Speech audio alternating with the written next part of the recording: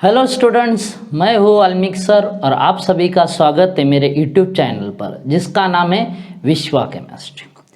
अभी अपन आज से शुरू कर रहे हैं 8th स्टैंडर्ड का आईआईटी और नीट के लिए केमिस्ट्री का फाउंडेशन। बराबर। अब फाउंडेशन मतलब क्या होता है? बेसिक टर्म्स जो आपको 11th और 12th के सिलेबस में ज़रूरी है, मालूम होना चाहिए, केमिस्ट्री से रिलेटेड बेसिक टर्म।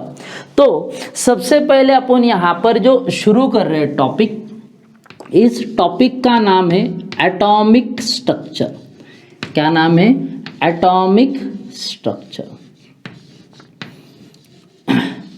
अब इससे रिलेटेड इंफॉर्मेशन इस टॉपिक के अंदर अपने को देखने का है। मतलब क्या?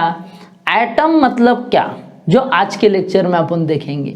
फिर इसके अंदर के सब atomic particle like electron, proton, neutron, ये कैसे डिस्कवर्ड हुए, ये अपन स्टेप बाय स्टेप आगे के लेक्चर्स में देखेंगे। फिर अपन देखेंगे इलेक्ट्रॉनिक कॉन्फ़िगरेशन। उसके पहले एक छोटा सा कंसेप्ट आएगा एटॉमिक मॉडल्स। तो 3-4 वीडियो लेक्चर के अंदर अपन ये कंप्लीट टॉपिक देखेंगे, दैट इज एटॉमिक स्ट्रक्चर। तो आज के लेक्चर में सबसे पहले अपन डिस्कस करते what is mean by atom. Atom के बारे में अलग अलग साइंटिस्ट ने, even Indian scientist also, Indian and Greek scientist ने अलग अलग थियरीज इसके रिगार्डिंग रखे। इसमें सबसे पहला नाम आता है महर्षि कनाद का, जिन्होंने एटम के बारे में एक्सप्लेनेशन दिया था। एटम के लिए उन्होंने एक वर्ड यूज किया था, दैट इज परमाणु। क्या वर्ड यूज किया था? परमाणु। मतलब परमाणु एक सबसे छोटा पार्ट है, किसी भी मैटर का सबसे छोटा part is called as a परमाणु। ऐसा सबसे पहले एक्सप्लेन किया था किसने? महर्षि कनाद ने, ग्रेट इंडियन फिलोसोफर। लेकिन उन्होंने सिर्फ ये बताया था, एग्जैक्टली एक्सप्लेन नहीं किया था। उसके बाद डेमोक्रिटस नाम के एक ग्रीक साइंटिस्ट ने एटम को डिफाइन किया था। एटम ये एक्चुअली ग्रीक वर्ड है। ये वर्ड का मतलब ये होता है, एटम मीन्स इनडिविजिबल, जिसके टुकड़े नहीं हो सकते, जो डिवाइड नहीं हो सकता, उसको बोलते हैं क्या बेटा? एटम। वहां से ग्रीक लैंग्वेज से ये वर्ड आया है। कौन सा? एटम। अब देखो, इसके बारे में ऐसे अलग अलग थ्योरी आया, लेकिन परफेक्ट थ्योरी कोई नहीं आया जो पूरे कंसेप्ट एटम के रिलेटेड एक्सप्लेन करे। बाद में एक theory I, that theory is nothing but the Dalton's atomic theory. कौन सा? Dalton's atomic theory. अब ये थ्योरी जो है, सबसे पहले उन्होंने एक्सप्लेन भी किया, रिटर्न फॉर्मेट में भी बताया अपने को कि एटम क्या होता है। तो सबसे ज़्यादा successful theory that is Dalton atomic theory. अब इस थ्योरी के एक एक पॉस्टुलेट्स अपन आज के लेक्चर में डिटेल में एक्सप्लेन करेंगे। जैसे सबसे पहला पॉस्टुलेट से इसका, the atom is smallest indivisible and invisible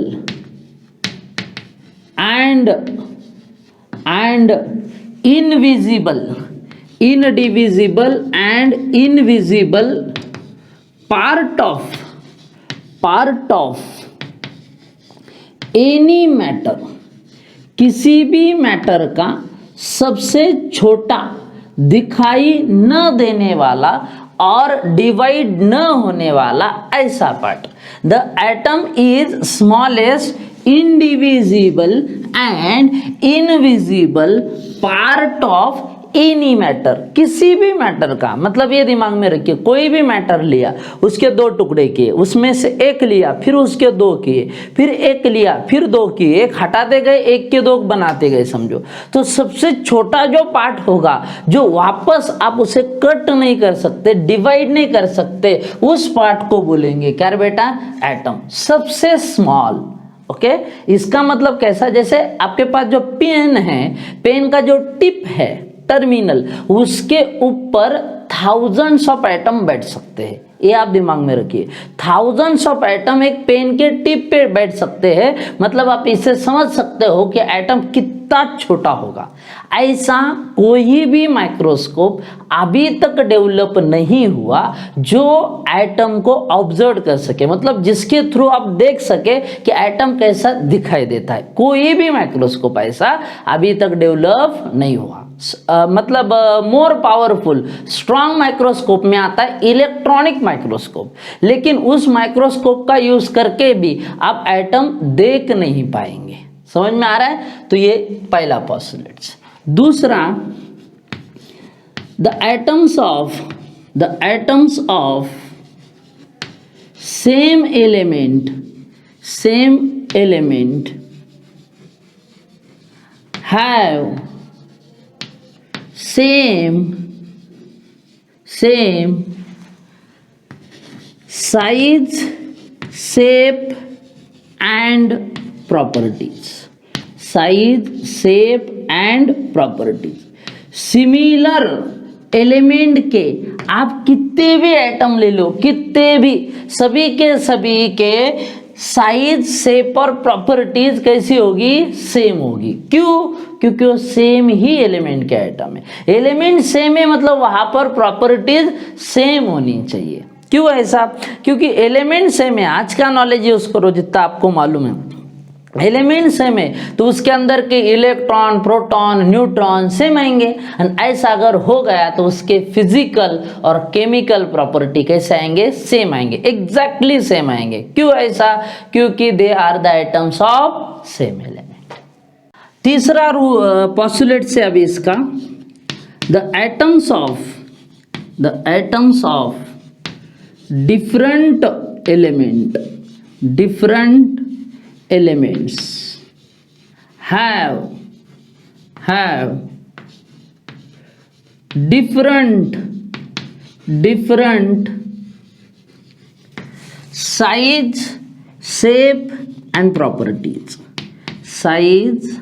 shape and properties. अलग अलग एलिमेंट्स के अगर आप एटम्स लेते हो तो उनके साइज, शेप और प्रॉपर्टीज भी अलग आएंगी।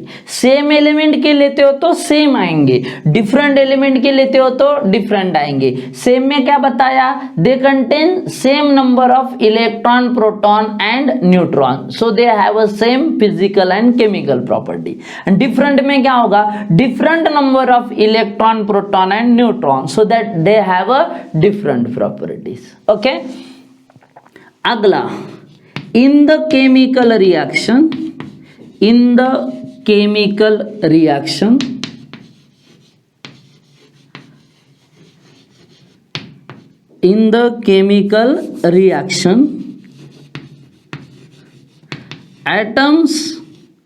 atoms combine with each other in simple whole number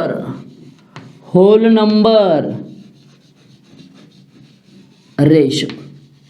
simple whole number ratio, एक सिंपल होल नंबर रेशो के साथ वो एक दूसरे के साथ कंबाइन होंगे। मतलब ऐसा 1:1 या 1:2 या 1:3, they are always in whole number, they never combine in a fraction में कभी भी कंबाइन नहीं होगा। हाँ, जैसे देखो ना, HCl है मतलब एक हाइड्रोजन है, एक क्लोरीन है, NH3 है मतलब एक नाइट्रोजन है तो 3 हाइड्रोजन, ऐसा फिक्स रेशो रहेगा। हाँ? और वो भी whole number, never in a fraction. ये आपको दिमाग में रखना है। Last postulates, during the chemical reactions, जब केमिकल रिएक्शंस होता है, during the chemical reaction atoms are